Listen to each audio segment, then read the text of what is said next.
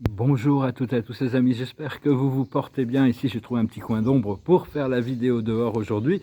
On est vraiment en train de changer de dimension, hein. C'est vraiment très important de comprendre que le champ quantique, notre volonté individuelle, notre énergie intérieure va devenir dominante sur les plans de réalité extérieure et on est en train de lâcher prise. Il y a toutes sortes de scénarios qui se préparent, hein, la séparation des lignes temporelles, le flash solaire, les arrestations massives, l'implémentation du Quantum Financial System, toutes sortes de possibilités, une intervention galactique, toutes sortes de possibilités, hein, l'arrivée des intraterrestres, toutes sortes de choses. Je vais discuter aujourd'hui de quelques idées. Je vous remercie infiniment d'aimer, de partager, de commenter, de souscrire. Je vous remercie pour vos dons. Si vous m'avez fait un don sur PayPal et que je ne vous ai pas envoyé de message de remerciement, c'est que je ne l'ai pas reçu, hein. Il y avait un petit peu un problème avec PayPal, mais ils ne peuvent pas faire de recherche tant qu'ils ne savent pas exactement qui a envoyé quoi, donc je me permets de dire ça. Je vous remercie. Et si vous voulez une session privée, vous pouvez m'envoyer un email. Je vais discuter d'une idée qui est très à la mode, très en vogue, qui bouge beaucoup actuellement sur les réseaux sociaux, c'est l'idée de la Terre plate.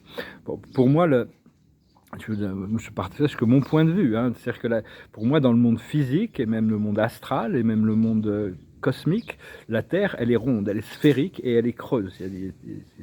La plupart des planètes sont creuses en réalité. Les civilisations intérieures sont généralement bien en avance des civilisations extérieures. Et donc, mais je me suis rendu compte que d'un point de vue au-dessus de notre sous-univers, hein, quand on s'élève au-dessus des choses dans les plans célestes, le plan de la Terre, il est plat. C'est un plan. Il y a la première dimension, deuxième dimension, troisième dimension, quatrième dimension, cinquième, sixième, septième, huitième, neuvième, dixième, onzième, douzième. C'est le sous-univers dans lequel on vit. Et donc ça permet de voir tout sur un seul plan, mais pas dans le monde physique, hein. Bon, enfin après ça, chacun a le droit de croire ce qu'il veut. Cela dit, il y a des réalités qu'on ne pourra pas changer. Donc c'est aussi important de comprendre que on vit dans une matrice sous-universelle de 12 dimensions. On est en train de s'élever progressivement. Ma conscience arrive assez facilement à traverser jusqu'à la 10e dimension, mais bon, au-delà, j'ai encore un peu de mal. Chaque dimension, l'archange Michael a révélé chaque dimension était divisée en 7 niveaux, mais bon, pour comprendre plus facilement, chaque dimension a un côté inférieur et un côté supérieur. Déjà, parce que nous, ici sur Terre, on est vraiment sur un côté très inférieur de la 3e dimension et de la 4e. Et donc, si on se projette en haut de la 3e dimension, du monde physique, et en haut des plans astraux, la joie, le bonheur, un sentiment de liberté, on arrive quand même on arrive à intégrer beaucoup mieux pour se préparer pour cette plutôt 5e, 6e dimension. Donc c'est important de continuer à travailler avec le 5e et le 6e chakra et le 7e chakra qui ouvre la porte du ciel. Ce sont des chakras très importants, hein, notre chakra de la communication. Bien sûr, on le ressent dans notre cœur et dans notre volonté, mais le 6e chakra, le siège de la conscience, le 3e œil, ça doit être quelque chose qui est vraiment au centre de notre attention, parce que c'est vraiment là où les choses, et beaucoup des choses qui passent quand on a notre 3e œil ouvert, c'est pas nous qui commandons ce qui se passe, c'est notre présence je suis, c'est la divinité qui envoie, qui fait circuler des images à travers notre conscience. Des fois, bon, ça nous challenge un peu, mais enfin moi ça fait 30 ans que je commence à avoir l'habitude. Au début, je pensais que tout le monde pouvait avoir ces choses-là, mais bon, c'est pas toujours le cas. Mais ça va venir si c'est possible. C'est très important aussi de nettoyer la base, la base. Le chakra de la base, hein, parce que c'est vraiment là où les pulsions sexuelles, le désir, les besoins, la survie, tout ça, ça a été piraté par des forces sombres. Donc on doit nettoyer cette base pour retrouver notre pouvoir, hein. C'est bien d'être courageux et d'être audacieux, hein, ne pas avoir peur. Et par contre, il faut calmer son esprit mental, hein, lâcher prise de de tous les excitants, hein. C'est quelque chose qu'on doit lâcher prise pour retrouver notre sens de la paix intérieure.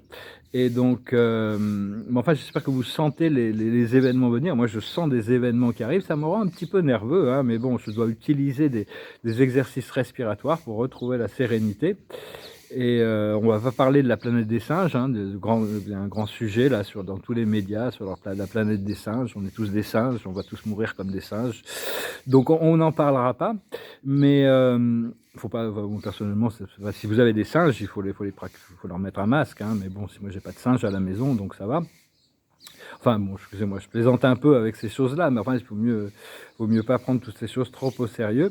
L'esprit me parle souvent de l'Akash, c'est-à-dire que l'Akash, ça contient une librairie holographique, on y accède à travers certains, dans notre ADN qui se présente à notre conscience pour rentrer dans des portails, et ces mémoires s'activent progressivement. On a tous des mémoires cellulaires qui sont aussi bien limitatives qu'expansives, et donc cette Akash, elle représente tout le passé, mais il y a aussi le futur qui est écrit, hein. C'est très, j'ai pas encore complètement accédé à ça, je pense que beaucoup de mes réponses se trouvent dans l'Akash, et c'est très important de pardonner au passé pour pouvoir créer tous les passés, hein, pardonner à tous les passés pour rentrer dans une ligne temporelle de la 5e dimension, ce que l'on pourrait appeler le futur.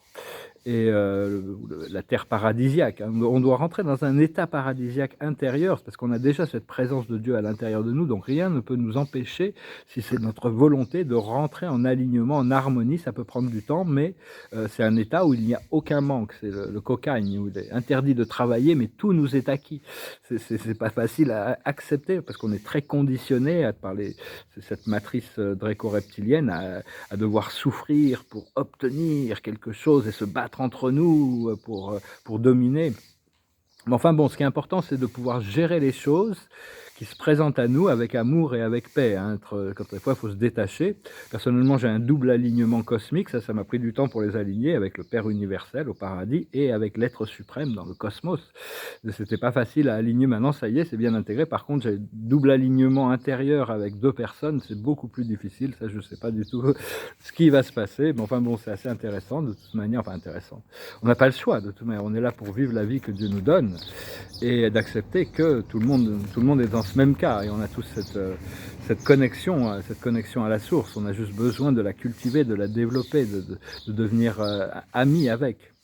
Je vais tirer quelques cartes. La carte de la journée, c'est l'imagination. Continuer à cultiver l'imaginaire. L'imaginaire, c'est très important. Einstein disait, c'est beaucoup plus puissant que la connaissance. L'imaginaire, c'est ce qui ouvre les portes. Donc, restez créatif. La plus haute sagesse, c'est l'île au trésor. Donc vraiment, il y a vraiment un trésor qui arrive, hein. Ce trésor, il vient très très lentement, mais il arrive, il se prépare, hein. C'est des trésors qu'on a déjà à l'intérieur de nous, mais qui vont être reflétés dans l'univers, sur la Terre. Ce qu'il faut comprendre, c'est la respiration. Il faut utiliser le souffle pour revenir au centre, hein, toujours. Ce qu'il faut faire, c'est la co-création, comprendre que tout est co-créatif, donc rester le plus possible positif, positif, positif dans tous vos échanges, hein, des fois, il vaut mieux d'être silencieux que de rentrer dans des énergies plus sombres. Et l'aboutissant, c'est le yang, c'est le pouvoir du divin masculin, c'est le pouvoir du feu bleu, c'est vraiment la volonté divine. Quelle est la volonté de Dieu? C'est très important de travailler sur cette connaissance, et cette volonté, elle se révèle progressivement. Donc voilà, je vais chanter une chanson pour finir. C'est une chanson française. C'est une chanson française. C'était un petit peu, ça parle de quelqu'un qui est séparé de la personne qu'il aime et qui espère retrouver un jour. It goes like this.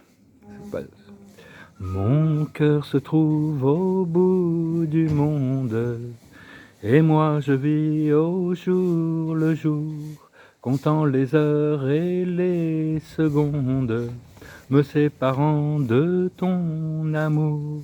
Quand on se reverra, ma vie renaîtra, et je sécherai mes pleurs. Près de toi, mon ange, près de toi, en trouvant l'oubli des jours désunis, résonnera dans nos cœurs la marche des anges. Pour voir la fin de ma souffrance, je prie le ciel de me guider vers le pays de notre enfance, où tu demeures à m'espérer. Vienne le jour de ma victoire, écrasant les années passées, où l'amour a vécu sans gloire. Vienne avec toi le temps d'aimer. Quand on se reverra, ma vie renaîtra, et je sécherai mes pleurs. près de toi, mon ange, dans tes bras, en trouvant l'oubli des jours désunis, résonnera dans nos cœurs la marche des anges. Vieille chanson, je crois que c'est une chanson allemande au départ. Les compagnons de la chanson, je crois, Charles Aznavour aussi qui avait chanté cette chanson, ça illustre un film qui s'appelait Taxi pour Tobruk, je m'en souviens, j'avais vu ça, mais très longtemps. L'observateur de la journée, c'est la détermination, on doit être déterminé hein, quand même si bon, on doit avancer par petits pas. Ce qu'il faut comprendre, la plus haute sagesse, c'est la patience. Mais pas le choix ici. Hein. Ce qu'il faut comprendre, c'est le courage. Ce qu'il faut faire, c'est les requêtes. Demander, en sachant que vous allez recevoir. Donc, au plus on demande, au plus on reçoit. Et l'aboutissant, c'est la réconciliation. Il y a peut-être un espoir pour moi avec ma relation karmique, disons. Donc, voyons comment ça se passe. Je vous remercie infiniment pour tout, de soutenir la chaîne. Je vous remercie pour vos dons. Je vous souhaite une excellente journée et je vous salue. Adonai.